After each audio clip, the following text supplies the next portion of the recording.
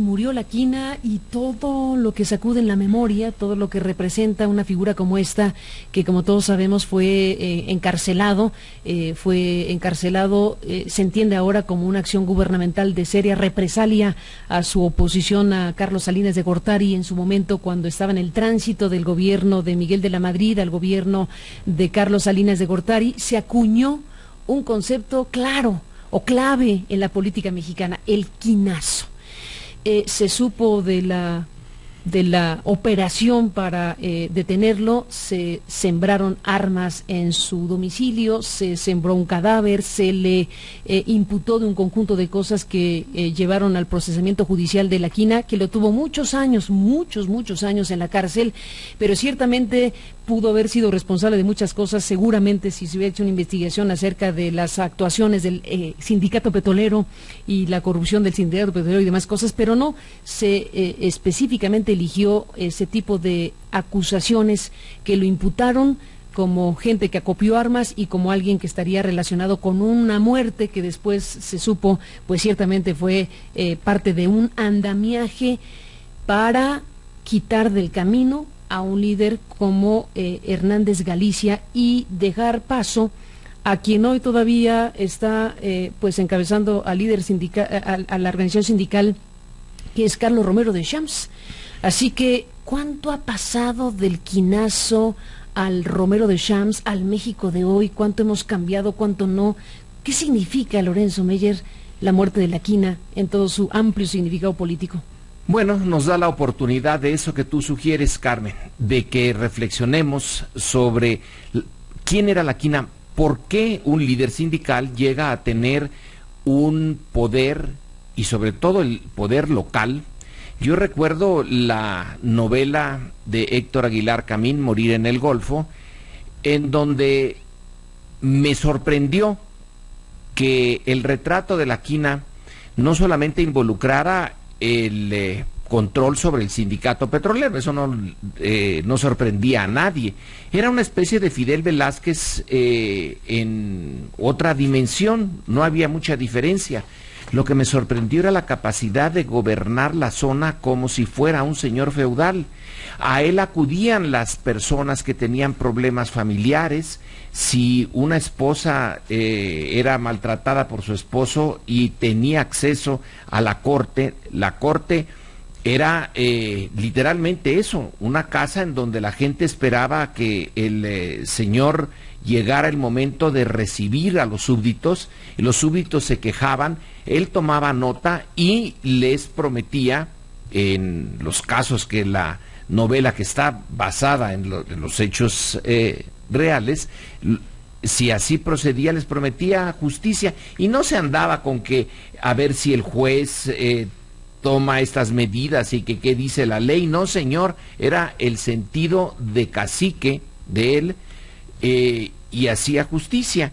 No estaba nada lejos de 500 años atrás o 700 años atrás de lo que hubiera sido un señor feudal en la Europa, o de un cacique mexicano normal de la época colonial o después.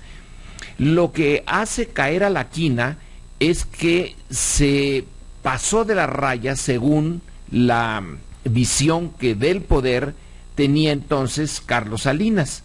No lo apoyó como suponía Carlos Salinas que debía de apoyarlo, y además probablemente propició la publicación de un libro en donde un panfletito que no es nada nuevo. Ya se habían publicado otros panfletos para desprestigiar a ciertos personajes, en donde se revelaba la participación de Carlos y de Raúl cuando eran niños en la muerte de una sirvienta, que la mataron de un balazo. Pues la mataron como niños, una situación siendo tremenda. niños, siendo niños eso.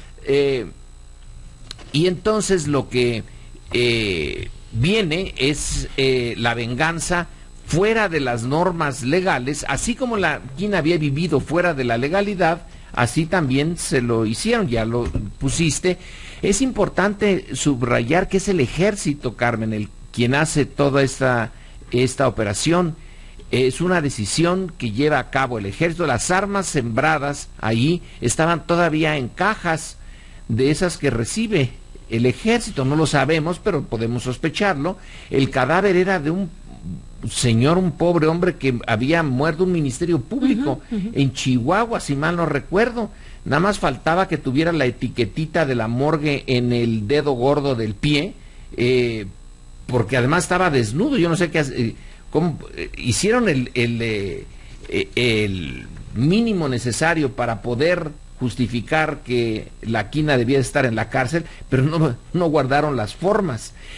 A lo mejor no guardaron las formas porque querían que realmente nos enteráramos del doble juego, que la prensa y la acusación formal estuviera relacionada con armas que no le podían pertenecer, bueno, que no tenía derecho a tener, y un cadáver.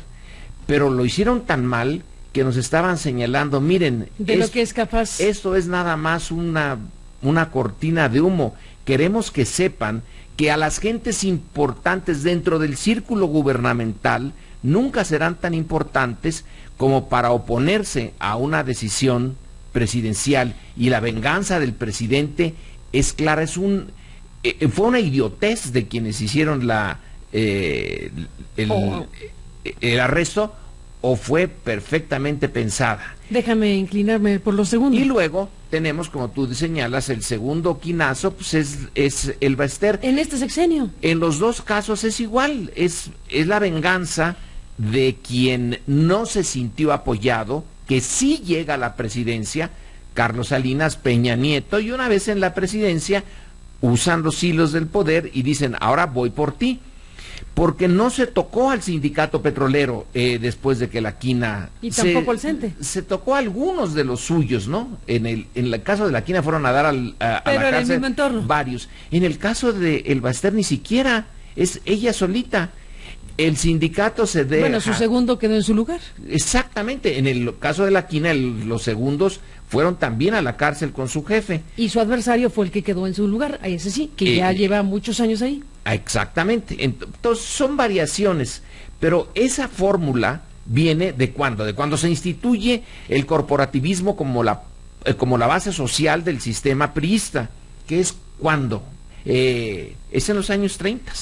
Es con la CROM en primer lugar, pero sobre todo es con el presidente Cárdenas, es cuando él crea la CNC, cuando es la creación del sindicato petrolero, es con el cardenismo.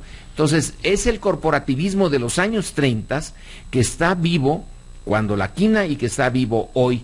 Han pasado, ¿qué? 90 años, 80 años, y entonces sí tiene uno derecho a suponer, es mi caso, y así lo he puesto en otros sitios, que no ha cambiado el régimen. Es el mismo régimen, han cambiado, digamos, las tonalidades del régimen. Casi por accidente pasó el PAN 2 sexenios, pero estamos otra vez en donde estábamos antes.